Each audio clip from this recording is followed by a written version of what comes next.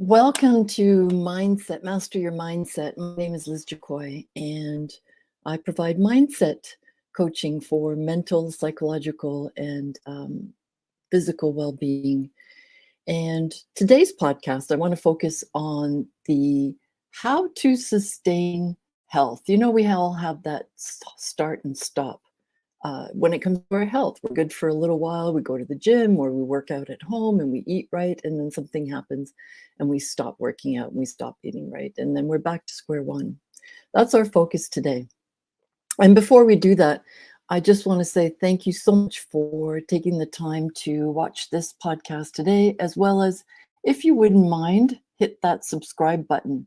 That way you're going to get all the episodes. You'll get alerts when my next episode is. Right now I go live weekly into my YouTube channel.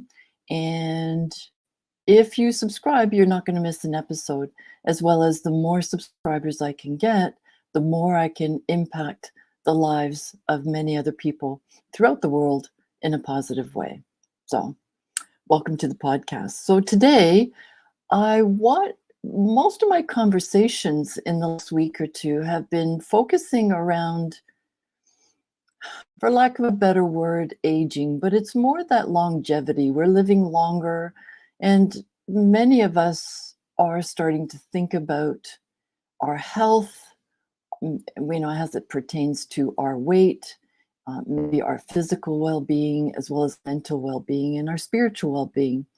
And when I embarked on this process, oh gosh, maybe about 10 years ago or so, at that time I was told that, if I didn't lose the 80 pounds, I was pre-diabetic. I would have a coronary heart attack. I could end up 6 feet under. Then hi Patty, then where would my kids be, and all that kind of stuff. And I remember walking with my kids in the mall and using a cane, and I would take them shopping when they were teenagers, and of course they didn't have money, so I'd always give them X amount so that they can buy gifts for Christmas. And I would always find a spot where I could sit while they roamed in the store. And then when they figured out their purchase, I would come in and buy it for them, whether it was for grandparents, or their father. And I thought to myself, and I was in my mid 50s, and I thought, is this how my life is going to be? I can barely walk up and down the stairs. My feet are sore. I was in a loveless marriage. I thought, that was it. My mental health was declining. My physical health was declining. It seemed to be in this brain fog. I just couldn't think. And I thought I was old and that my metabolism was shot. And so one day I remember sitting in, it was like a January, and just staring out the window and thinking that, I'm so young, but, maybe this is it. This is my life. I'm unhappy. I'm, I'm feeling like I was this bitter old woman and that things would never change. I could never go back into the workforce again. Nobody's going to hire me because of my mental outlook. I mean, it was just, horrible. And pretty much, I just wanted to die. It just felt like that would be the only way out. And so as the snowflakes were gently falling, I remember I started to picture, well, is that really what I want? Like, do I want to be this old lady? Like, my kids are going to get married maybe in about 10 years or so. They're going to have kids. Do I really just want to be sitting on the couch with my grandkids and just kind of bellowing orders and not being able to get down on the ground and play with them? Am I going to be that grandparent? Or do I want to be going down the slide and jumping in the pool and, going on adventures and camping and all these kind of things? And so what I started to do, so this is a 3-step process I'm going to walk you through. First, you need to have a vision. And it's really using your imagination of not the way things are, but with the way you want things to be. So I started picturing myself being able to take my kids to Europe on a trip to visit their um, friends or visit their cousins in Hungary because I'm Hungarian. And I thought, well, I can't do that now because I could barely walk. So I started picturing that I was able to walk. We were traveling to Europe, doing all sorts of camping. I visioned myself being 80 pounds lighter, wearing a bikini, because until now, I always looked at how I can hide my body rather than show it off. And even some of the clothes that I had was, they felt like these big tents that I'd be wearing, uh, you know, 2XLs in shorts and um, tops. And so when I started picturing that, I seemed to I noticed the difference. When I resigned myself to being old and my metabolism is shot, and this is the way his life is, and I'm just going to be huffing and puffing and in pain the rest of my life, versus imagining how life could be, I felt a change. I could feel that things were different. I felt like energized and youthful and alive and thought, man, I have to change. So that's when I decided. I decided that I'm going to find a way to start embarking on this health journey and see where it takes me. And I know it's going to change. And so I decided, but it wasn't more of a goal to lose 80 pounds. It was more of a goal to lose 80 pounds, but also within a certain amount of time. And you know how they tell you to set small goals? Well, that's very myopic because, if you ask yourself, was it realistic? My mindset would probably say, no, it's not. Is it attainable? Maybe, you know. And it's kind of like you want to be able to measure your goal, but at the same time, that's a myopic view. So, because the problem with smart goal setting is it didn't allow me to feel how it would really feel like I'd feel energized and young and alive and being able to do and possibilities of being able to do the thing that I could do. So that's what imagination does. But when you decide and you set a goal for yourself, it's really important when you make that decision is I'm going to decide I'm going to lose weight and I'm going to lose 80 pounds within the next, 8 to 9 months, which I did. Then that's going to make me feel young again, energized, brain, I'm going to feel more focused, more alive, brain fog is clear, less stress, less anxiety, and less overwhelm in my life. And it's interesting because once you make that decision, that's when our synchronicities and possibilities in the world line up, like these synchronicities and coincidences. So I remember going onto Facebook, and then, you know how you kind of scroll through your feed? A lady popped up on there. She was in her early 50s, and she said she had never exercised a day in her life. And she was out jogging. And while she was out jogging, she was doing a live. She said that she had lost, um, I think it was like 60 pounds, and she feels like in the best shape of her life. And later on, she showed beginning. And I thought, well, if she could do it, I can do it. So it's kind of like that, once that barrier is broken and you see other people being able to do it, it's kind of like the person that runs the mile, like right in under 4 seconds. At first they said, there's no way, your lungs can't do it, the body can't do it, there's no way. And then was it Roger Banner that ran the mile in under 4 minutes? Once it's under 4 minutes, so once it's broken, then there's that possibility in everybody. So that was that possibility for me.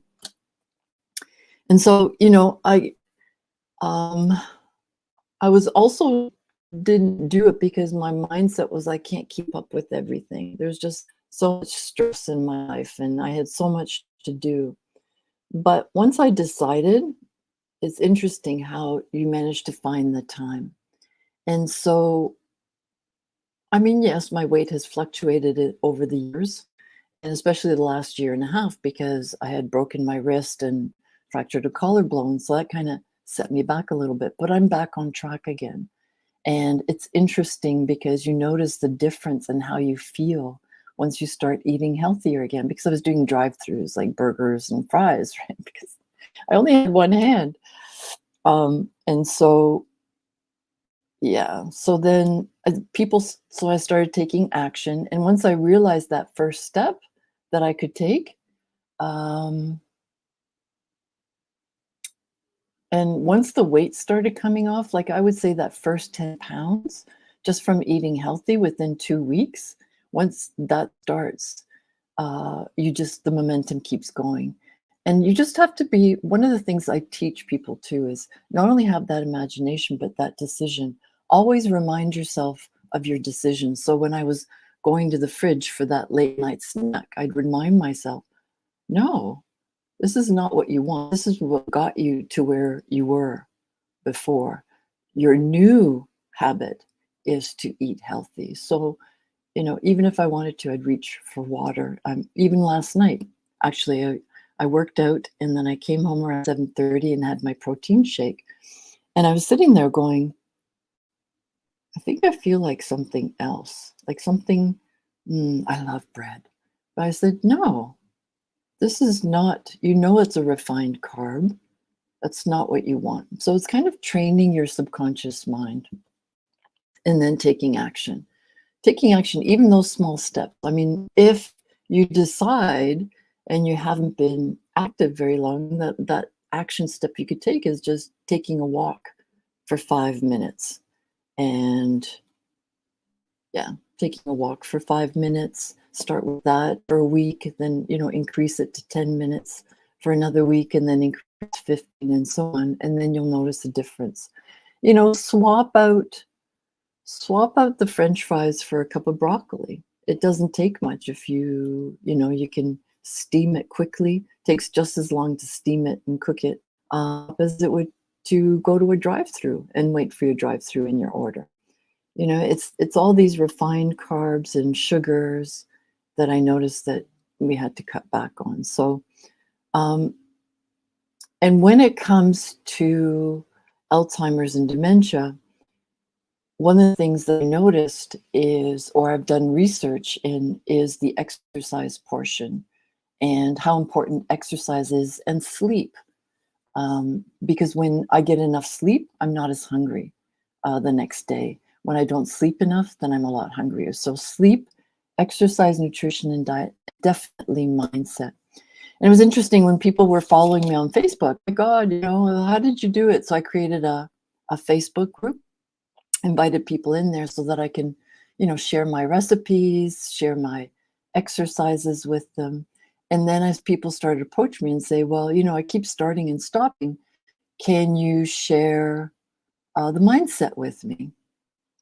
And so I started, and I said, funny that you should ask, because I was just finished a life certification. I was going for more transformational certifications. I was following Tony Robbins, Dr. Joe Dispenza, and Brendon Burchard. So I was getting all these trainings and incorporating them into my own mindset as I grow and evolve, and still do grow and evolve. And so I started sharing that with people as well. And so as I started my business in the mental health mindset portion and well-being, it was interesting. A lot of other things came up for me, like that I'm not good enough, I'm not capable, rejection, I'm not being seen, I'm not being heard. So I had to start working on that mindset too. I mean, what I've taught people to do is turn down the volume. So I use a lot of imagination, imagining how things would be different and what they can learn from that process. So it's really thinking about what they can envision and thinking about what they're learning. Because once we learn, I think it was Oprah that said, mistakes are repeated until the lesson is learned. Once you learn from mistake or from that situation, then it won't be repeated. So, and now that I've learned that I could lose 80 pounds and get in shape and wear a bikini, now that even though I've gained a little weight and I'm out of shape because I wasn't working out for a while, my body reacting much faster now than it did 6, 7, 8 years ago because of, muscle memory. So even with my business, so that's why now I help other business owners but focus more on not just the mindset where it comes to being aware of some of the sabotage patterns that they might have that's causing them to feel, mental health challenges like depression, anxiety, overthinking, overwhelm, whatever it is, they can overcome it because it's really a sabotage pattern when it comes to have fears, that sort of thing. It's when you can unfold that and shine a light on it, it no longer, but yeah, it won't be a challenge for them anymore. And it's not a matter of fixing it, and you're not broken. I thought I was broken for a long time, but then I realized that we're not really broken. It's just that we got used to a way of being because of certain coping mechanisms that we had, whether it was not eating healthy, not drinking, the right, I was drinking alcohol as well, of course. Um, and I did sabotaging myself and not doing this I needed to do to grow my business because I felt I wasn't capable. And so now that's what I help other business owners with as well. So I call it the trifecta framework, looking at your mind, changing things, creating new neural pathways. We do that by uncovering what's happening in your subconscious because it's a set of programs that you learned from childhood, much like me. I probably learned that I'm too old and this is just the way life is going to be. And, you hear other people talk about metabolism is shot and you're too old and right. But then when I decided that no, if others can do it, I can do it too. And then I just took action. And yes, you're gonna it's going to be an up and down, but eventually that up and down will smooth out a little bit, right? And yes, I did fall back a little bit, but that's okay. I know what I need to do now, and getting back on track. So, anyways, I hope you enjoyed this. So remember, have a vision, start imagining the way you want your life to be, and that's going to propel you forward. Because if you can imagine it, your brain doesn't know the difference between imagination and reality. So if you keep imagining it, then when you're going to the fridge for that piece of cake at 8 o'clock at night, you can imagine, oh, I want to have this healthy body. Is this the right thing for me to eat right now? What can I do? Right? So distract yourself for 15 minutes. Maybe go do some stretching exercises or drink some water or go read a book just to distract yourself. So imagination, make a decision, but not just a goal to whatever the goal is. Yes, make sure you can measure it or there's some kind of measure there, but don't let it be myopic. And being by that is feel how you're going to feel when you accomplish that goal and always remind yourself of that feeling because thinking is for the mind and feeling is for the body, and we are human beings are feeling human beings. And then of course take action. Always get into a meditative state or take a nice deep breath in and out. Maybe take 3. Thanks, Kwame. Take a nice deep breath in and then ask yourself, what's that one thing that I can do today so I can achieve this goal? And do it, because then train your subconscious mind to override those sabotage patterns that you have, and you're creating new neural pathways. So I hope you found this. Tell me what stood out for you, and see you next week at 12:15. Have a great day.